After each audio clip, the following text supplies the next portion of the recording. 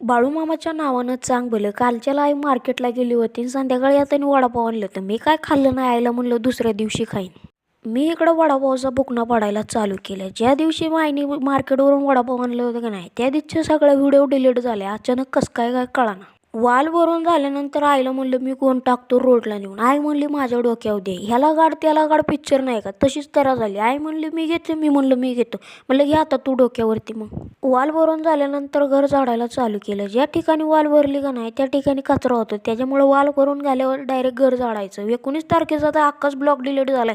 Mobile दारू पेलाय का तेच कळाना. भाऊ कामावरून आल्यानंतर आम्ही निघालो होतो औषध मारायला, कारण का गेल्यावर वाजले होते वावरात, त्याच्यामुळे लवकरच निघलो. औषध मारायला पंप उचलावं म्हणलं तर त्याच्यात पप्पाने पाणी भरून ठेवलं होतं. मला वाटलं हलकंच असन. इकडं चाललं होतं भावाचं औषध कालवायचं काम. भाऊ म्हणलं कसं कालवतंय बघावं. एखाद दिवशी भावाने मारायला नकार दिला तर आपल्यालाच मारावं लागेल. बाटलीचं बुचन हाताने निघतंय का बघावं म्हणलं, पण आदल्या दिवशी सगळी नकं खरडून कापल्यामुळं म्हणलं बोटाचं चमडं निघन. म्हणून भावाला म्हणलं बाबा मी हारलो, घे तुझी तू बाटली. भरलेला जार सगळा सरीमध्ये ओतून दिला, कारण का फिल्टर पाण्याने औषध मारायचं होतं.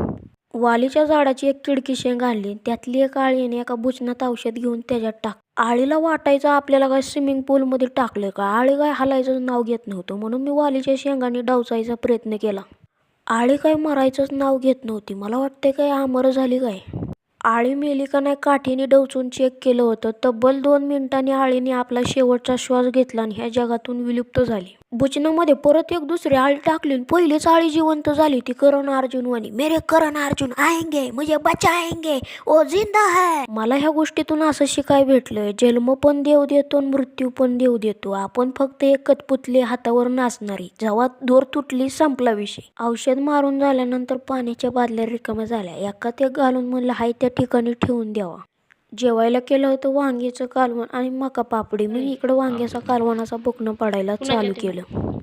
आईने मार्केटवरून येताना मेथीच्या गड्ड्या आणल्या होत्या. म्हणलं तिला थोडी निसायला मदत करावी, नाहीतर ती कवर पण निसत बसेल. आजचा ब्लॉग आवडला असेल तर लाईक सबस्क्राईब शेअर करायला विसरू नका. भेटू पुढच्या ब्लॉगमध्ये. Good night.